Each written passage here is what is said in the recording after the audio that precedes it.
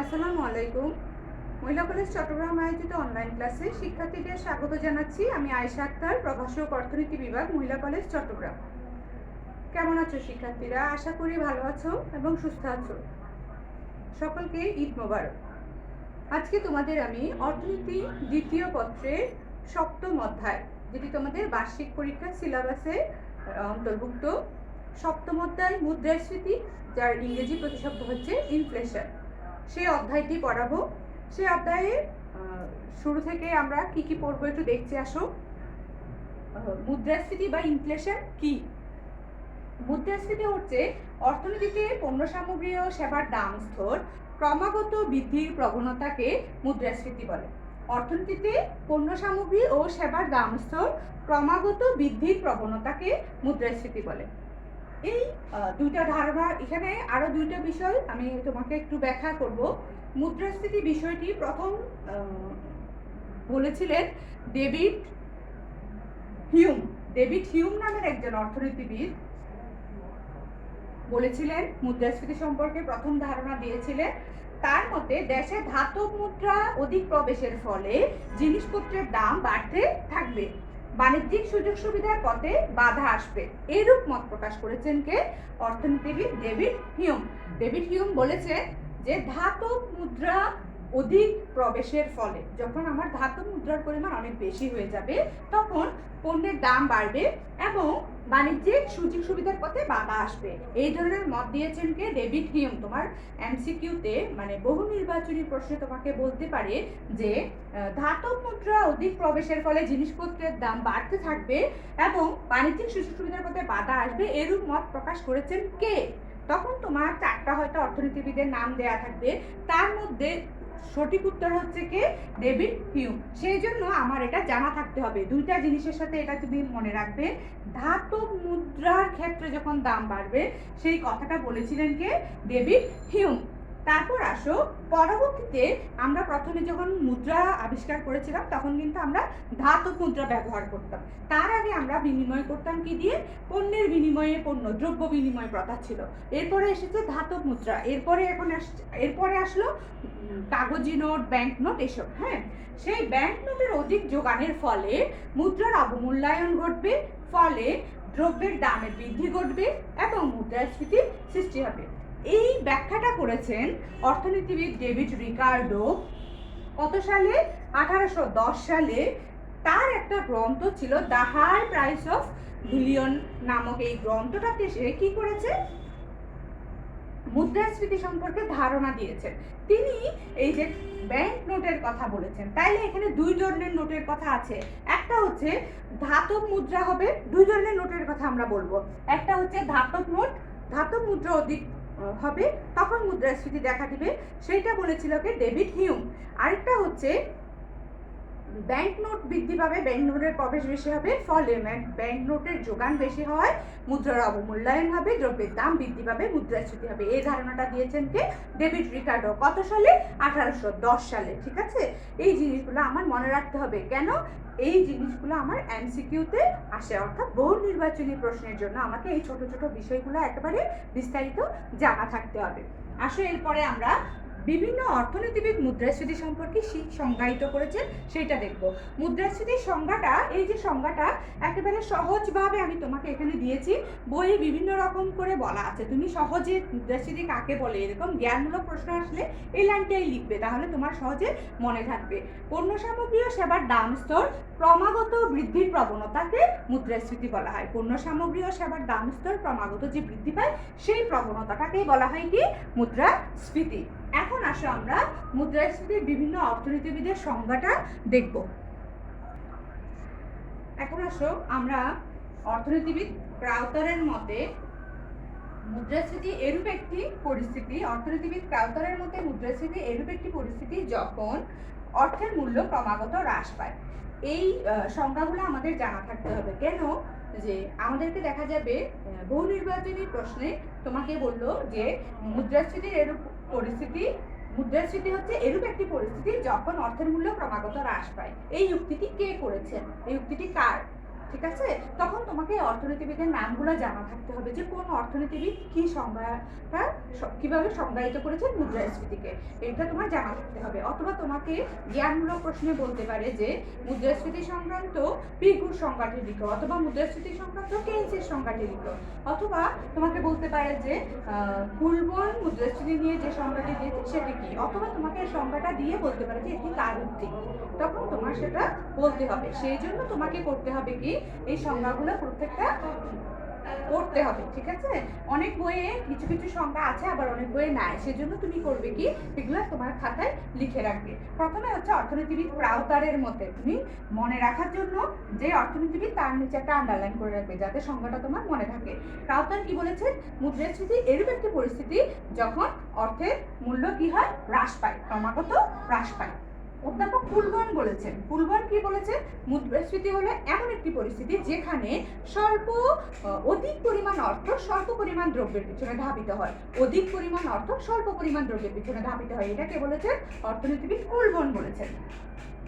তারপরে অধ্যাপক কেইন্স কি বলেছেন, পুনর্নিয়োগ ক্ষেত্রে উৎপাদনের পরিমাণ স্থির থেকে, যখন একটা দেশে পূর্ণ নিয়োগ বজায় থাকবে, অর্থাৎ কোনো বেকারত্ব থাকবে না, ওই সময় উৎপাদনের পরিমাণটা স্থির থেকে মোট চাহিদা বৃদ্ধি দ্বারা যদি দাম স্তর বাড়ে, উৎপাদনটা স্থির কোনো কারণে, তখন যদি চাহিদা বৃদ্ধির কারণে দাম বাড়ে, সেটাই হচ্ছে প্রকৃত মুদ্রাস্ফীতি। কে বলেছে, অর্থনীতিবিদ কেইন্স বলেছেন। সেরকম অর্থনীতিবিদ অধ্যাপক পিগুর একটা সংজ্ঞা আছে, অর্থনীতিবিদ স্যামুয়েলসনের একটা সংজ্ঞা আছে। সংজ্ঞাগুলো সবগুলো বোর্ডে একসাথে সংকুলন হচ্ছে না দেখে আমি জাস্ট তিনটা সংজ্ঞা তোমাকে দেখিয়েছি, এরকম বাকি সংজ্ঞাগুলো তুমি বই থেকে পড়ে নেবে, ঠিক আছে? আচ্ছা, এই তিনটি সংজ্ঞা তুমি লিখে রাখবে এবং পড়ে নিবে। এগুলা এই বিশেষ করে এই ক্রাউতারের সংজ্ঞাটা, কুলবনের সংজ্ঞাটা, এগুলো এমসিকিউতে এসেছে বিভিন্ন সালে, তোমাকে সংজ্ঞাটা দিয়ে বলেছে কে এটি সংজ্ঞায়িত করেছে।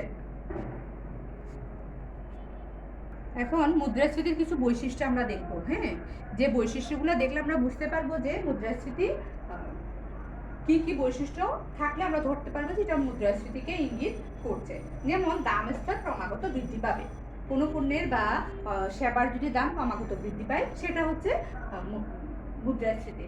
অর্থের ক্রয় ক্ষমতা হ্রাস পায়, অর্থাৎ কোনো অর্থ দ্বারা কোনো পণ্য ক্রয়ের যে ক্ষমতা সেটা হ্রাস পায়। স্বল্প পরিমাণ সেবা ও দ্রব্যের জন্য অধিক অর্থ ব্যয়, আমরা কম পরিমাণ দ্রব্যের জন্য বেশি টাকা খরচ করব। সামগ্রিক যোগান অপেক্ষা সামগ্রিক চাহিদা বৃদ্ধি পায়, আমার যোগানের চাইতে চাহিদাটা বেশি হবে, সামগ্রিক বলা হয়েছে এখানে। মুদ্রাস্ফীতি ধারণাটা আসলে তোমার পাশের দোকানে পণ্যের দাম বৃদ্ধি পেল, দেশের অন্যান্য জায়গায় হয়তো পণ্যের দাম স্থির আছে, সেটাকে আমরা মুদ্রাস্ফীতি বলবো না। যখন পুরো দেশে একসাথে কোনো পণ্যের দাম ক্রমাগত বাড়তে থাকবে সেটাকে আমরা মুদ্রাস্ফীতি বলবো। সেই জন্য এখানে সামগ্রিক যোগান শব্দটা ব্যবহার করা হয়েছে, সামগ্রিক যোগান অপেক্ষা যদি সামগ্রিক চাহিদা বৃদ্ধি পায়। মৃদু মুদ্রাস্ফীতির বিনিয়োগ, কর্মসংস্থান, উৎপাদন বৃদ্ধির জন্য সহায়ক। মুদ্রাস্ফীতি ধারণাটার মধ্যে স্বল্প মাত্রার মুদ্রাস্ফীতি একটা দেশের জন্য মঙ্গলজনক, অর্থাৎ স্বল্প মাত্রার মুদ্রাস্ফীতি হলে যেহেতু পণ্যের দাম বাড়ে সেই ক্ষেত্রে লাভ বেশি হয়, সেজন্য বিনিয়োগ বাড়বে, বিনিয়োগ বাড়লে কর্মসংস্থান বাড়বে, কর্মসংস্থান বলে উৎপাদন বাড়বে, এভাবে চক্রটা বাড়বে। কিন্তু সেটা কখন, স্বল্প মাত্রার মুদ্রাস্ফীতি হলে। কিন্তু যখন উল্লম্ফন মুদ্রাস্ফীতি, আমরা যখন মুদ্রাস্ফীতির প্রকারভেদ করব তখন এই প্রকারভেদগুলোর উপর আমরা বিস্তারিত আলোচনা করব। উল্লম্ফন মুদ্রাস্ফীতি হচ্ছে যখন পণ্যের দাম লাফিয়ে লাফিয়ে বৃদ্ধি পায়, মৃদু মুদ্রাস্ফীতি হচ্ছে খুব আস্তে আস্তে পণ্যের দাম বৃদ্ধি পায়, অল্প মাত্রায় বৃদ্ধি পায়। আর উল্লম্ফন মুদ্রাস্ফীতি মানে হচ্ছে খুব বেশি ঊর্ধ্বগতিতে মুদ্রাস্ফীতির পণ্যের দাম বৃদ্ধি পায়। যেমন রিসেন্টলি তরমুজের দামটা যেমন ছিল আর কি, খুব বেশি হারে বৃদ্ধি পেয়েছে হঠাৎ করে, অনেক প্রথম দিকে একদম কম ছিল, অন্যান্য বছরের মতোই বা তার থেকে একটু বেশি ছিল, কিন্তু হঠাৎ করে একেবারে অনেক বেশি হারে বৃদ্ধি পাওয়া আরম্ভ করলো। সেই ধরনের মুদ্রাস্ফীতি একটা দেশের জন্য, একটা দেশের অর্থনীতির জন্য চরম ভারসাম্যহীন অবস্থা সৃষ্টি করে। এইগুলা হচ্ছে মুদ্রাস্ফীতির বৈশিষ্ট্য। এখন আমরা দেখব চিত্রের সাহায্যে মুদ্রাস্ফীতির ধারণাটা দেখবো। এখন আমরা চিত্রের সাহায্যে মুদ্রাস্ফীতির ধারণাটা দেখবো। চিত্রে খেয়াল করে দেখো, এই যে ভূমি অক্ষে আমরা উৎপাদন স্তর দেখাচ্ছি আর লম্ব অক্ষে আমরা দাম স্তর দেখাচ্ছি। আচ্ছা, আমরা একটু আগেই বলেছিলাম সামগ্রিক চাহিদা, সামগ্রিক যোগান, দুটা শব্দ বলেছিলাম। অ্যাগ্রিগেট সাপ্লাই আর অ্যাগ্রিগেট ডিমান্ড, সামগ্রিক চাহিদা সামগ্রিক যোগান, এই দুটো জিনিস আমার চিত্রে ব্যবহার করা হবে। আমি বলেছি সামগ্রিক যোগান অপেক্ষা সামগ্রিক চাহিদা বেশি হলে মুদ্রাস্ফীতি দেখা দেয়। আচ্ছা, আমরা এখানে সামগ্রিক যোগানটাকে স্থির ধরবো, অর্থাৎ সামগ্রিক যোগানের পরিবর্তন হবে না। আমরা ধরে নিলাম উৎপাদনটা ওয়াইএফ পরিমাণ, অর্থাৎ পূর্ণ নিয়োগ স্তরের উৎপাদন এখানে বিদ্যমান। এখন আমরা ওখানে সংজ্ঞাটায় কি বলেছিলাম, কেইনসের সংজ্ঞাটায় পূর্ণ নিয়োগ স্তরে উৎপাদন বিদ্যমান, পূর্ণ নিয়োগ বজায় থাকা অবস্থায় উৎপাদন স্থির থেকে, এখানে উৎপাদনটা স্থির। সামগ্রিক চাহিদা বৃদ্ধি পেলে যখন দাম স্তর বৃদ্ধি পায়। আমরা এখানে একটা প্রথমে অ্যাডি রেখা আঁকবো, এটা হচ্ছে সামগ্রিক চাহিদা রেখা, অ্যাডি 1 আঁকলাম। এই অ্যাডি 1 রেখাটা দেখো একটা বিন্দুতে ছেদ করেছে, এস রেখাকে অ্যাডি 1 রেখাটা একটা বিন্দুতে ছেদ করেছে। ওইখান থেকে আমরা দাম নির্ধারণ করলাম P0, তাহলে আমার পণ্যের দাম কত, ও P0। আচ্ছা, এখন কোনো কারণে সামগ্রিক চাহিদা বৃদ্ধি পেল, উৎপাদন স্থির কিন্তু চেঞ্জ হচ্ছে না, শুধু দাম সামগ্রিক চাহিদা বাড়বে। আমরা অর্থনীতির প্রথম পত্রে দ্বিতীয় অধ্যায়ে এই অংশগুলো ছিল যে চাহিদা বাড়লে রেখা কোন দিকে শিফট হয়, এরকম কিছু পড়া ছিল। তো সাধারণত আমরা মনে রাখবো চাহিদা যদি বৃদ্ধি পায় রেখা ডান দিকে শিফট হয়। তুমি সবসময় খেয়াল করবে তোমার খাতায় ডান দিকে শিফট হবে রেখা, চাহিদা যদি হ্রাস পায় রেখা বাম দিকে শিফট হবে। এখন আমরা যে পড়াটা পড়ছি ওইখানে আমি বলছি যে সামগ্রিক যোগান অপেক্ষা সামগ্রিক চাহিদা বৃদ্ধি পাবে। সামগ্রিক চাহিদা বৃদ্ধি পেলে চাহিদা রেখা কোন দিকে শিফট হবে, ডান দিকে শিফট হবে। তখন নতুন চাহিদা রেখা হবে অ্যাডি 2। এখন দেখো নতুন চাহিদা রেখা এস রেখাকে অন্য আরেকটা বিন্দুতে ছেদ করেছে। আমি যদি এই বিন্দুটার নাম দিই E1, তাহলে এই বিন্দুটার নাম দিলাম ধরো E2। এই বিন্দুটা থেকে যখন আমি দাম নির্ধারণ করব, নাম দিলাম ধরো, আচ্ছা এটার নাম P1 দেই, সব যেহেতু 1 2 1 2 সেজন্য এখানে 1 2 করে দেই, P2। এখন দেখো আগে দাম ছিল এটুকু, এখন দাম বৃদ্ধি পেয়েছে P2 পরিমাণ, এই যে এইটুকু পরিমাণ দাম বৃদ্ধি পেয়েছে না, এখন দাম ও P2। যেহেতু আমার চাহিদা বেড়েছে, যোগান কিন্তু আমি বাড়াতে পারছি না। যখন যোগান বাড়াতে পারবো না তখন আমার চাহিদা যত বাড়বে দাম তত বাড়তে থাকবে। এই যে ক্রমাগত দাম বৃদ্ধি পাচ্ছে, এই যে P1 থেকে P2 তে দাম বৃদ্ধি পেল, এটাই হচ্ছে কি মুদ্রাস্ফীতি, এটাই হচ্ছে কি মুদ্রাস্ফীতি। এই যে এখানে একটা চারকোনা ঘরের তৈরি হলো, এটাকে আমরা বলবো কি, এই অংশটাই হচ্ছে দাম স্তর বৃদ্ধি, অর্থাৎ মুদ্রাস্ফীতি দেখা দিয়েছে এখানে। এই পোর্শনটা এখানে মুদ্রাস্ফীতির অংশ, অর্থাৎ দাম স্তর P1 থেকে P2 বৃদ্ধি পাওয়াটাই হচ্ছে কি মুদ্রাস্ফীতির পরিমাণ। এখানে আমার মুদ্রাস্ফীতির পরিমাণ হবে P1 P2 E2 E1, এই অংশটা হচ্ছে মুদ্রাস্ফীতির পরিমাণ। এই ছিল চিত্রের সাহায্যে মুদ্রাস্ফীতি ধারণা ব্যাখ্যা। তোমার বোঝার সুবিধার জন্য আমি আরেকবার একটু বলছি। চিত্রের ভূমি অঙ্কে আমরা দেখাচ্ছি উৎপাদন স্তর, লম্ব অঙ্কে আমরা দেখাচ্ছি দাম স্তর। এস হচ্ছে কি সামগ্রিক যোগান রেখা, কি রেখা, সামগ্রিক যোগান রেখা। এখানে একটু লিখে দিচ্ছি না হয় আমি,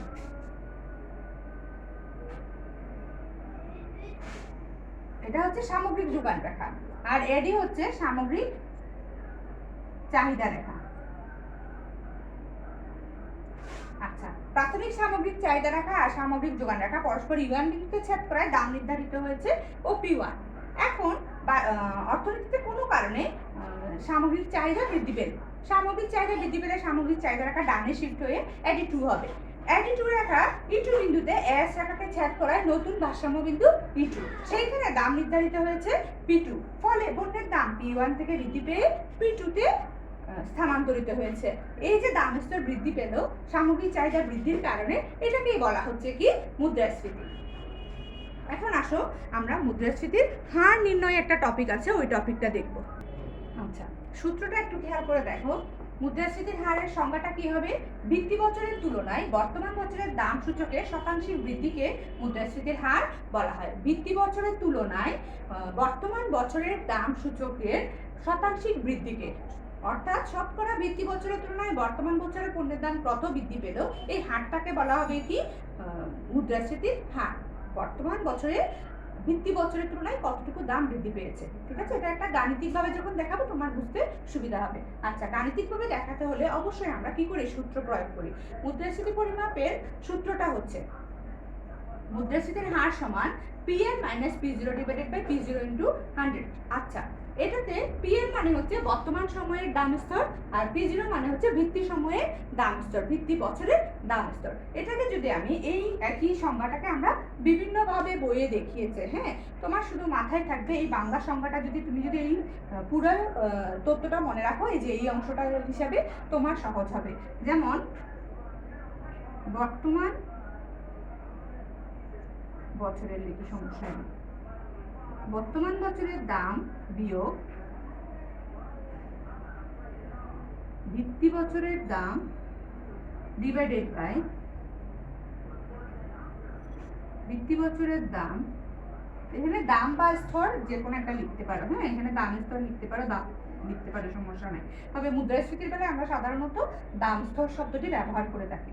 বর্তমান বছরের দাম থেকে ভিত্তি বছরের দাম বিয়োগ করব, ভিত্তি দাম দিয়ে ভাগ করব, ইনটু 100 করব, তাহলে আমি কি পেয়ে যাব? মুদ্রাস্ফীতির হার পেয়ে যাব। এখন দেখবে তোমার মাথায় থাকতে হবে, আচ্ছা তুমি বলতে পারো যে বর্তমান বছরের দাম, ভিত্তি বছরের দাম, এই শব্দগুলো কি? আচ্ছা, বর্তমান সময় ধরো আমি তোমাকে 2টা সালের কথা বললাম, যে 2019 সালে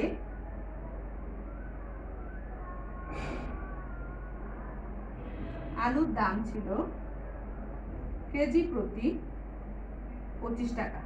হ্যাঁ, এটা 2000 কোন সালে? 19 সালে। 2021 সালে আলুর দাম কেজি প্রতি 30 টাকা। আচ্ছা, এইখানে ভিত্তি বছর কোনটা, বর্তমান বছর কোনটা? যে বছরটা রানিং দেখাচ্ছে, মানে প্রশ্নে যেই বছরটা রানিং দেখাচ্ছে ওইটা হচ্ছে কি বর্তমান বছর। যেমন এখানে রানিং বছর কোনটা? 2021, অর্থাৎ যে বছরটা বর্তমানে চলছে। জি বাবু, মোবাইলে আছে ওখানে।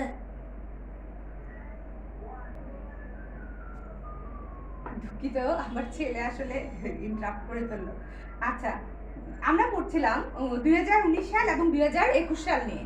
2019 সালে আলু কেজি প্রতি বিক্রি হতো 25 টাকা, আর 2021 সালে সেটা বিক্রি হচ্ছে 30 টাকা। এখানে 2টা সাল দেয়া এবং 2টা দাম দেয়া। তাহলে আমি ভিত্তি বছর আর বর্তমান বছর কিভাবে বুঝবো?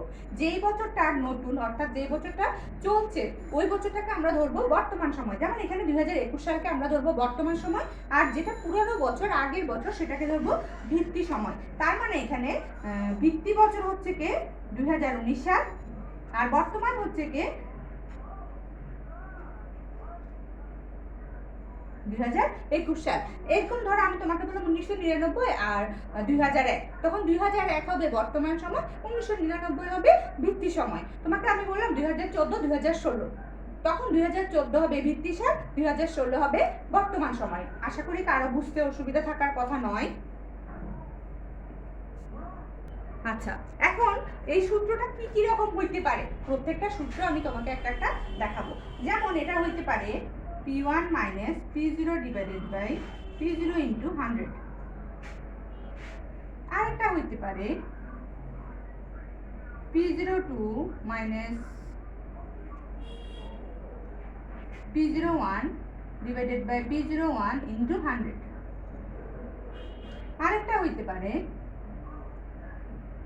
PT minus 1 divided by PT minus 1 into 100। প্রত্যেকটাতেই কিন্তু বর্তমান সময় থেকে ভিত্তি সময়টা বিয়োগ করা হয়েছে, ভিত্তি সময় দিয়ে ভাগ করা হয়েছে, ইনটু 100 করা হয়েছে। এই প্রত্যেকটা তোমাকে আমি কেন দেখিয়েছি? তাহলে 1 2 3 4 5 রকমের সূত্র, ঠিক আছে? প্রত্যেকটা আসলে একই মিনিং করছে, প্রত্যেকটার মিনিং একই। বর্তমান বছরের দাম থেকে তুমি ভিত্তি বছরের দাম বিয়োগ করবে, ভিত্তি বছরের দাম দিয়ে ভাগ করবে, ইনটু 100 করবে, ঠিক আছে? এখন এত রকম সূত্র দেখানোর কারণ হচ্ছে এমসিকিউতে, বহু নির্বাচনী প্রশ্নে তোমাকে যে কোনো একটা কোশ্চেন তুলে দিল যে মুদ্রাস্ফীতির হার নির্ণয়ের সূত্র নিম্নের কোনটি। এখন এটা দিবে এমন তো কোনো কথা নাই, এটা না দিয়ে এটা দিল, এটা না দিয়ে এটা দিল, এটা না দিয়ে এটা দিল। তোমাকে আমি প্রত্যেকটা জানিয়ে রাখলাম যত রকম হতে পারে তোমার মাথায় থাকতে হবে মেইনলি এই সূত্রটা, তোমার মাথায় থাকতে হবে মেইনলি এই সূত্রটা। দেখো এখানে 1 আর 0, আমরা জানি যে 1 শূন্যের চেয়ে বড়, তো আমরা 1 কে ধরে নিলাম কি বর্তমান, 0 কে ধরে নিলাম ভিত্তি। আচ্ছা, এখানে 2 আর 1, আমরা 2 কে ধরে নিলাম বর্তমান, 1 কে ধরে নিলাম ভিত্তি।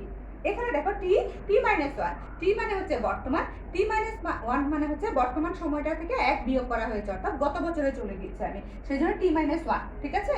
t minus 1 মানে এখানে ভিত্তি বোঝাচ্ছে। তো t minus 1 হলে ভিত্তি, t হলে বর্তমান, ঠিক আছে? তোমার যে সূত্রটা মেইনলি মনে রাখতে হবে সেটা হচ্ছে কোনটা? এই যে বর্তমান সময়ের দাম থেকে ভিত্তি সময়ের দাম বিয়োগ হবে, ডিভাইডেড ভিত্তি সময়ের দাম ইনটু 100 হবে, ঠিক আছে? আসো একটা আমরা ম্যাথমেটিক্যাল টার্ম দেখি, মানে একটা উদাহরণ দেখি। আসো আমরা একটা উদ্দীপক দেখি। ধরি 2013 সালে চালের কেজি 40 টাকা, 14 সালে চালের দাম বৃদ্ধি পেয়ে 50 টাকা হলো। 13 সালে যেটা বিক্রি হতো 40 টাকায়, সেটা 14 সালে বিক্রি হচ্ছে 50 টাকায়। এখানে 13 সাল হবে ভিত্তি বছর, 14 সাল হবে চলতি বছর। আচ্ছা, আমি উপরে একটু জায়গা রেখেছি, কারণ আমি আমার অঙ্কটা ওখানেই দেখিয়ে দিব। তোমাকে বলেছে প্রশ্নে 14 সালে মুদ্রাস্ফীতির হার কত। এই 14 সাল হচ্ছে বর্তমান সময়। তো 14 সালে মুদ্রাস্ফীতির হারটা কত নির্ণয় করতে হলে তোমাকে কি করতে হবে? 14 সালে মুদ্রাস্ফীতির হার সূত্রে মানগুলো বসাতে হবে। সূত্র এই সূত্রটাই থাকবে। আমরা ধরে নিলাম এখানে PN হচ্ছে বর্তমান সময়, P0 হচ্ছে ভিত্তি সময়, P0 × 100। আচ্ছা, এখানে বর্তমান সময় কত? 50 টাকা, বিয়োগ ভিত্তি সময় কত, বর্তমান সময়ের দাম কত? 50 টাকা, সেই জন্য এখানে 50। ভিত্তি সময়ের অর্থাৎ 2013 সালের দাম কত? 40, ডিভাইডেড 40 × 100। আচ্ছা, 50 থেকে 40 বিয়োগ করলে 10, ডিভাইডেড 40 × 100 সমান সমান 25% হবে মেবি। তাহলে মুদ্রাস্ফীতির হার কত? 25%। ঠিক আছে, এখন নিশ্চয়ই সবাই বুঝতে পেরেছো মুদ্রাস্ফীতির হার নির্ণয়টা কিভাবে হবে। মুদ্রাস্ফীতির হার নির্ণয় হচ্ছে কি, ভিত্তি বছরের তুলনায় বর্তমান বছরের দাম সূচক শতাংশিক বৃদ্ধিকে মুদ্রাস্ফীতির হার বলে। এখানে ভিত্তি বছরের তুলনায় বর্তমান বছরে 25% দাম বৃদ্ধি পেয়েছে, অর্থাৎ কারণ বোঝাই যাচ্ছে 50 টাকায় যদি 40 টাকায় 10 টাকা বৃদ্ধি পেয়েছে, হ্যাঁ 40 টাকায় 10 টাকায় বৃদ্ধি পেয়েছে, তার মানে এখানে 25% দাম বৃদ্ধি পেয়েছে। আচ্ছা, এইরকম দেখবে বিভিন্ন বোর্ডে MCQ প্রশ্ন এসেছে এবং সিকিউতেও এরকম প্রশ্ন আছে, তুমি সেগুলো করবে। তোমাকে আমি বাড়ির কাজ বলে দিচ্ছি, এগুলো হচ্ছে তোমার বাড়ির কাজ। হ্যাঁ, তোমাদের সবার কাছে আমি জানি বই আছে, বইয়ের মেন বইয়ের অনুশীলনী অংশে গেলেই তুমি এই প্রশ্নগুলো পাবে। যেহেতু এগুলো এক একটা রিডিং আকারে, গল্প আকারে দেয়া, প্রত্যেকটা বোর্ডে লিখে দেওয়া সম্ভব না, তোমাকে আমি সেজন্য প্রশ্নগুলো বলে দিলাম। কারো যদি বই না থাকে বা পুরনো বই হয় যে প্রশ্নগুলো নাই, আমাকে ইনবক্সে নক দিও, তাহলে আমি তোমাকে প্রশ্নগুলো দিয়ে দিব ছবি তুলে। ঠিক আছে, Comilla board 2019, Sylhet board 2019, Dinajpur board 2019, Rajshahi board 2019, প্রত্যেকটা গ প্রশ্নটা তোমার বাড়ির কাজ থাকবে। এই প্রশ্নটা হচ্ছে মুদ্রাস্ফীতির হার নির্ণয় করো বা মুদ্রাস্ফীতির পরিমাণ কত। হ্যাঁ, হার অথবা পরিমাণ নির্ণয় করো, একটা যেটাই বলুক একই কথা। হ্যাঁ, এটা তোমার বাড়ির কাজ থাকবে। সবাই বাড়ির কাজ করে আমাকে একটু দেখাবে, তাহলে আমি বুঝতে পারবো তোমার বুঝতে কোথাও কোনো অসুবিধা হয়েছে কিনা। আজ এইটুকুই। কোনো সমস্যা হলে তুমি ক্লাসের ওই কমেন্টে জানাবে, কমেন্ট বক্সে জানাবে, আমি সমাধানের চেষ্টা করব। তারপরেও যদি বুঝতে কারো অসুবিধা হয়ে থাকে, ভিডিওটা আমার মনে হয় কয়েকবার একটু টেনে যদি দেখো তাহলে বুঝতে সুবিধা হবে। খুব স্লোলি বুঝিয়ে করানো হয়েছে, আর একটু ক্লাসগুলো স্লো দেওয়া হয় কেন, যাতে তোমার একেবারে বেসটা ক্লিয়ার হয়ে যায়। তোমাকে এখানে পড়াগুলো এমনভাবে পড়ানো হয় যাতে তুমি সিকিউ এবং এমসিকিউ উভয় পোর্শনে আনসার করতে পারো, উভয় পোর্শন যাতে ভালো করে তোমার ক্লিয়ার হয়ে যায়, সেই জন্য ক্লাসগুলো একদম বিস্তারিত দেওয়া হয়। একটু কষ্ট করে সবাই ক্লাসগুলো ফলো করবে, এবং বাসায় যে বাড়ির কাজ দেওয়া হয় দেখা যায় কয়েকজন মাত্র সেগুলো দেখা, তোমাদের সবাই সেটা করো না। তুমি যদি সাথে সাথে না করো তাহলে কিন্তু তুমি সমস্যা খুঁজে পাবে না, আর আমাকে তুমি কোয়ারিও করতে পারবে না, প্রশ্ন করতে পারবে না যে আমি এই জায়গাটা বুঝি নাই, আমাকে আর একটু বুঝাই দেন, এই কথাগুলো তুমি আর বলতে পারবে না। হ্যাঁ, তোমার উচিত হবে যে একটু বাড়ির কাজগুলো প্র্যাকটিস করা, কোথায় সমস্যা হচ্ছে সেটা ফাইন্ড আউট করা এবং সেটা নিয়ে আমার সাথে আলোচনা করা। ঠিক আছে, আজ এইটুকুই। আল্লাহ হাফেজ, ভালো থাকবে, সুস্থ থাকবে, নিজের এবং পরিবারের বড়দের যত্ন নিবে। আল্লাহ হাফেজ।